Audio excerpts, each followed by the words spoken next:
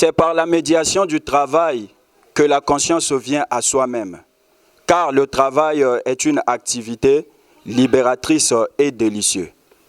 Vous l'aurez compris, mesdames et messieurs, c'est notre travail, faire du bien aux téléspectateurs qui nous suivent de partout. Entre l'esclave et le maître, aucun compromis n'est possible. Toujours dans notre complicité, nous travaillons en équipe. Sur ce plateau, je suis avec Nelsia et Mekoro. Bonjour Nelsia. Bonjour l'homme du micro. Comment allez-vous? Je vais bien et toi? Ça va, Nelsia et Mekoro, vous êtes très belle ce matin. Votre secret c'est quoi? Juste la paix. La paix juste, hein? Ouais. Merci Nelsia et Mekoro. Nous avons également Willisen Mbo, le caméraman international qui travaille dans l'ombre. Mesdames et messieurs, aujourd'hui, nous avons reçu un jeune leader. Il fait partie des jeunes qui apportent la pierre à l'édifice. C'est un jeune qui pense aussi que le changement appartient au domaine du possible comme d'autres jeunes. Il s'appelle Monsieur Oko Gloire. C'est un acteur politique. Il est membre à la fédération de l'UMP Brazzaville. Bonjour Monsieur Oko. Bonjour Monsieur le journaliste Guénal Osema. Merci. Comment allez-vous? Non, ça va très bien, chez vous? Ça va, Monsieur le Président. Alors, Monsieur Oko, c'est pour une première fois que vous passez à l'émission Fiabilité de la jeunesse. Quelles sont vos impressions?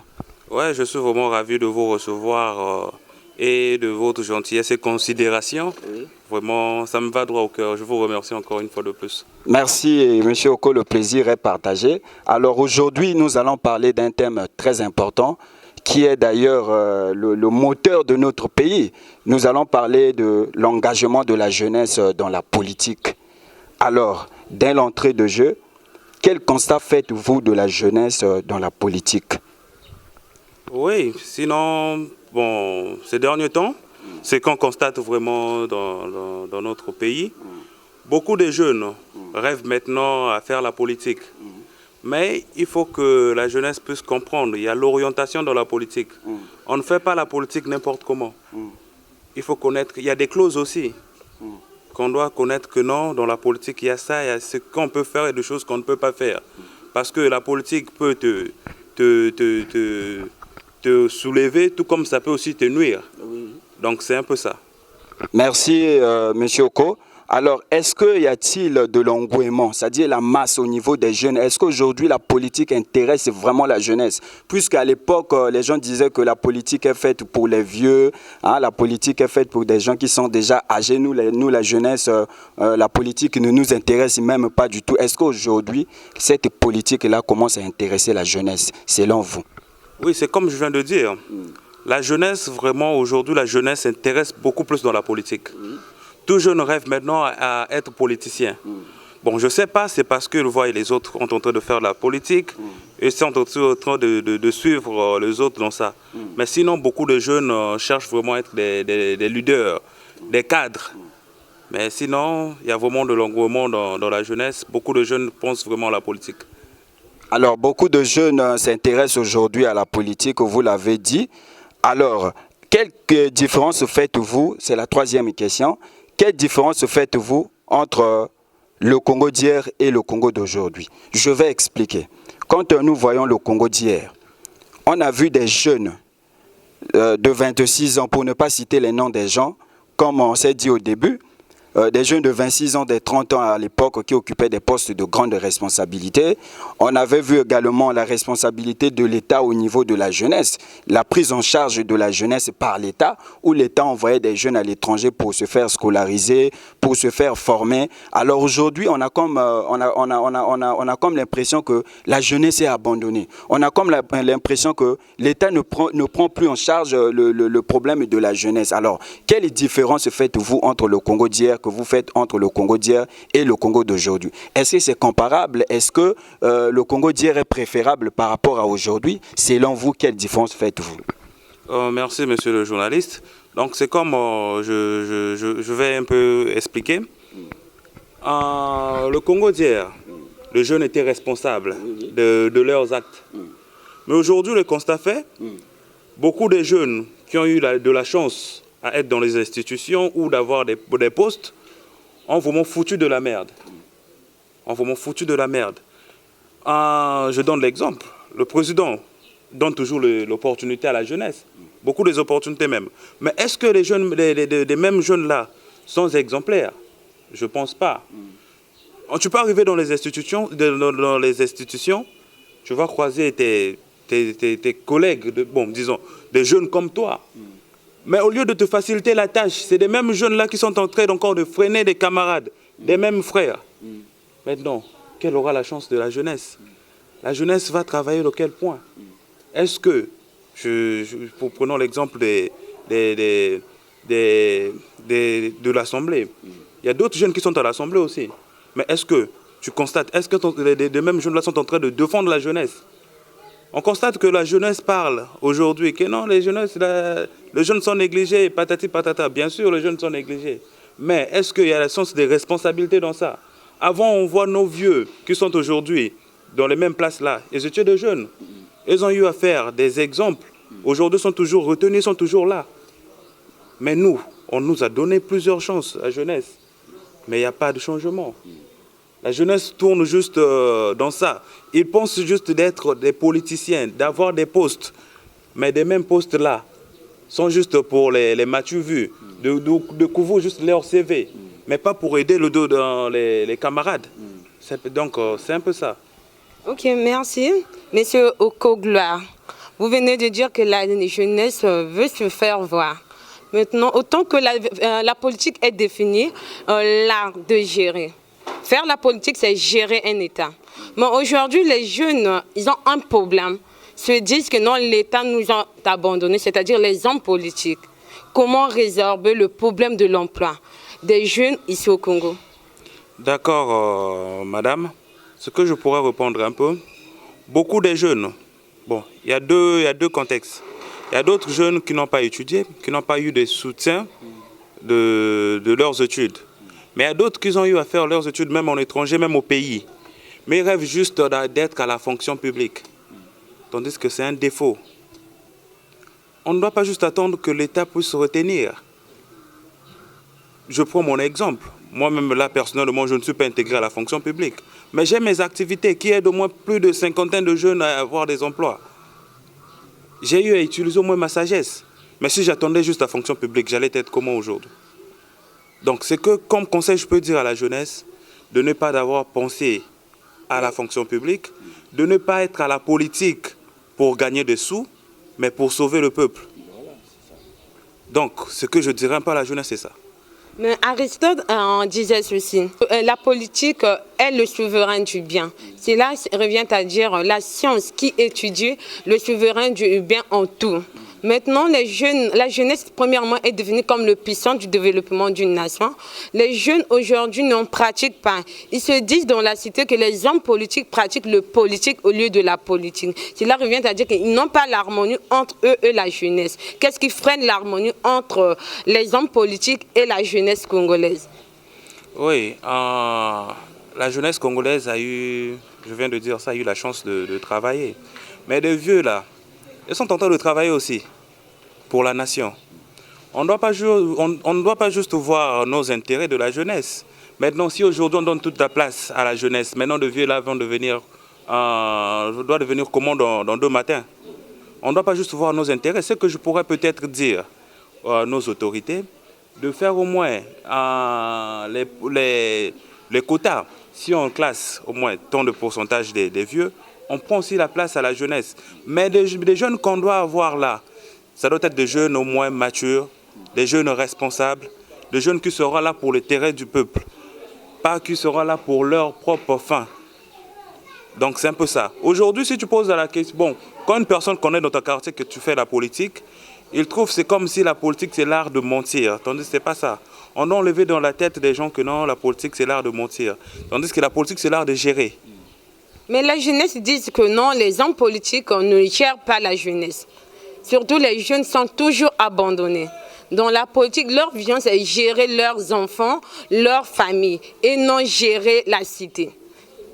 Bien sûr, maman journaliste, ce que je pourrais dire par là, On constate aujourd'hui le phénomène bébé noir dans nos quartiers. Bien sûr, avant on se disait que non, c'est le manque d'emploi qui faisait ça à la jeunesse. Maintenant, si je constate, ce n'est pas le cas. C'est leur propre volonté, ça se fait de leur propre volonté.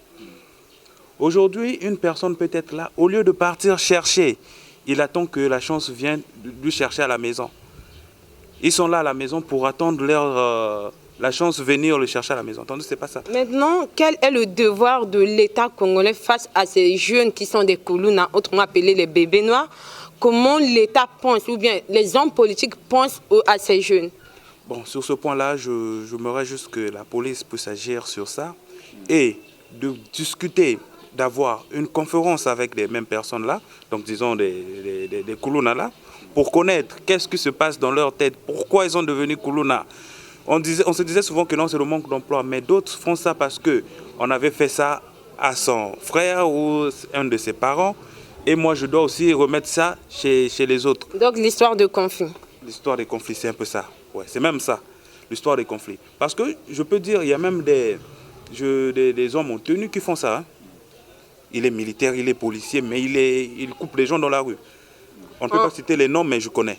Ok, vous connaissez ceux qui sont responsables, oui, mais qui pratiquent encore ce qui n'est pas bien, oui, dans la cité. Mais qu'est-ce qui vous interpelle à cela vis-à-vis de vous que non vous connaissez? Non, celui-là, c'est un homme responsable. Au fond, il pratique quelque chose qui n'est pas du bien, qui interpelle la conscience de la jeunesse. Et lieu d'interdire, mais il en pratique. Autant qu'un jeune citoyen, comment vous en trouvez? C'est ça que je viens de dire. J'aimerais que la jeunesse puisse prendre leur sens de responsabilité dans toute chose. Si la jeunesse aujourd'hui prenne leur conscience, donc leur sens de responsabilité, on va voir que le Congo ne sera plus comme le Congo d'aujourd'hui. Avant, on pensait à la jeunesse parce que la jeunesse était la richesse. La jeunesse est la richesse d'un pays. Mais aujourd'hui, ce n'est plus le cas. C'est maintenant la jeunesse qui est en train de nuire encore d'autres jeunes. Et d'autres jeunes ne sont plus crédibles à cause de ça. Parce que les autres ont eu à gâcher dans 2 matins et les autres subissent maintenant de même peine. Donc c'est un peu ça. Alors, Monsieur Oko, tout à l'heure, vous avez dit que vous avez constaté l'engagement, l'engouement de la jeunesse au niveau de la politique. Vous avez dit que plusieurs jeunes se sont engagés dans la politique. Alors, nous parlons de l'engagement de la jeunesse au niveau de dans la politique. Alors, j'aimerais savoir, qu'est-ce qui fait qu'aujourd'hui, les jeunes n'occupent plus les postes de responsabilité, puisque nous parlons là de l'engagement dans la politique. Ils sont dans la politique, oui, c'est bien. Mais qu'est-ce qui fait que ces jeunes-là n'occupent plus les postes de responsabilité? Est-ce que c'est parce que la jeunesse n'a pas vraiment la compétence d'occuper ces postes? Est-ce que c'est parce que le gouvernement ne considère pas la jeunesse? Ou bien c'est parce que la jeunesse eux-mêmes ne veulent pas vraiment s'engager à occuper ces postes? Oui, sur la question-là, je vais répondre que c'est la jeunesse qui ne veulent pas vraiment être engagés dans ça. Sinon, le gouvernement donne la chance à la jeunesse. Si on constate dans les institutions, si tu vois au moins sur 100%, tu peux croiser quelque chose de 60% de la jeunesse. Mais il y a encore d'autres choses qui se passent. Beaucoup de jeunes font la politique de matu vu. Donc parce qu'il est bien avec X, il veut faire croire aux gens que non, il est supérieur à tous les autres. Je donne l'exemple. Il y a un frère que personnellement on ne se connaît pas, mais je le vois souvent dans les publications. La fois passée, j'ai reçu un frère dans mon bureau qui me fait comprendre que le monsieur le faisait du trafic d'influence parce que il a publié sa photo avec le Premier ministre. Il a publié sa photo qu'il avait capturée avec le Premier ministre. Il fait le trafic d'influence aux jeunes frères que non. Je dois ravir ta femme parce que je serai au cabinet du Premier ministre. Tandis que, est-ce qu'un jeune responsable peut penser comme ça? Deuxième des choses, maintenant, quand il y a des choses comme ça, si ça tombe dans les oreilles de nos vieux-là, on va nous qualifier comment? Des jeunes irresponsables. Des jeunes irresponsables. C'est ça que nous jeunes, on doit être responsables à nos actes. On doit être responsable à des choses que nous sommes en train de faire. De connaître ce qu'on est en train de faire, d'enlever nos m'as-tu vu. Nous sommes là pour le peuple, pas pour nos propres choses. On doit être vraiment responsable et on va constater qu'il y aura vraiment du changement total. Il y aura vraiment du changement total. Ce qu'on rêve vraiment que le Congo puisse redevenir comme le Congo d'avant. comme tu viens de dire, qu'on constatait des jeunes de 26 ans, des 30 ans qui géraient le pays. Je souhaite vraiment que ça puisse redevenir comme ça. Mais dans le contexte que la jeunesse doit changer son comportement. Mais ce n'est pas tous les jeunes qui sont comme ça. Il y a d'autres jeunes qui sont responsables, mais qui n'ont pas eu la chance d'avoir des mêmes places. C'est nos frères qui ont eu à commencer, qui ont eu à gâcher en avant. C'est eux qui ont eu à gâcher tout, qu'on considère maintenant tous les jeunes comme les jeunes irresponsables. Donc c'est un peu ça, monsieur le journaliste. Alors, monsieur Oko, quel conseil donneriez-vous aux jeunes qui font la politique du m'as-tu vu? Bon, c'est juste de laisser. Tandis que la politique, c'est pas ça. On fait la politique pour sauver la population, pas pour intimider encore la population. On fait la politique pour faire fonctionner le pays, pour les valeurs du pays, mais pas pour ça. Si aujourd'hui tu fais ça, donc ça vient à dire que non, si tu deviens un président de la République, le peuple va souffrir. Donc je conseillerais aux jeunes leaders de laisser la politique de m'as-tu vu, d'être responsable. Tu peux avoir la photo avec un grand à toi. C'est vos relations personnelles. Ce n'est pas faire croire à tout le monde que non, vous êtes bien et à cause... Donc si la personne a ses raisons, vu que tu es bien avec un tel, que tu vas le faire, non. Mais je vais rappeler juste aux mêmes personnes là que la loi existe. Deuxième point encore, je parlerai des jeunes qui sont au Conseil consultatif de la jeunesse, qui sont en train de passer dans la rue pour dire qu'ils sont des conseillers du président de la République, tandis que c'est l'archi faux. Vous êtes au Conseil consultatif de la jeunesse, mais vous n'êtes pas des conseillers du président de la République. Je vois ça dans la rue. Ils sont là à faire croire aux gens que non, je suis le Conseil de la République, faire des escroqueries, faire ceci, faire cela. Non. Et le Conseil consultatif de la jeunesse, c'est pas ça. C'est pas ça. Donc, être au Conseil consultatif de la jeunesse ne fait pas de toi conseiller du président de la République. Donc, Nessia, je te donne le micro, tu vas poser une question. Et puis, nous sommes arrivés à la fin. Je vais maintenant boucler. Alors, pose une question. Penserez-vous que la jeunesse pourra ramener la pierre à l'édifice? Oui. Si le jeune met la responsabilité dans toute chose, le Congo peut changer. Et le Congo aussi a des jeunes matures, responsables. J'aimerais que les mêmes jeunes-là puissent fournir des efforts à faire la visibilité pour qu'on puisse les retrouver dans leurs arrondissements, de les connaître et de carter les mêmes jeunes qui sont là mais qui ne changent pas, qui sont en train juste de répéter les mêmes bêtises et ça fait mal. Mais ce sont que les mêmes jeunes talentueux qui parlent aujourd'hui que l'État leur a négligés, ils sont abandonnés. C'est l'archi faux. Si l'État les a négligés, c'est parce qu'ils ont eu à bafouer des responsabilités qu'on les a remises. Ils ont eu à gâcher, c'est pour cela que l'État les a négligés. Je te donne l'exemple, tu travailles chez moi. Les conditions que je te donne à travailler, tu ne respectes pas, est-ce que je vais te garder? C'est impossible. Ils sont là, on constate ça. On te met parfois, on te donne une place, tu ne respectes pas les conditions. Quand on va te carter, tu deviens opposant. Tu vois, c'est tout ça. Et c'est la même chose qui rêve. Et quel conseil donnerez-vous aux jeunes, à la jeunesse congolaise? Je vais dire juste à la jeunesse de donner encore les efforts, de fournir les efforts, de faire en sorte que la jeunesse congolaise puisse changer, de parler là où ça ne marche pas, et si la jeunesse sont à la politique, de ne pas être des hypocrites. Quand ça ne marche pas, il faut parler. Et on va constater que le Congo, disons pas le Congo, mais la jeunesse congolaise va vraiment changer. Vous avez soulevé un mot hypocrite. Oui.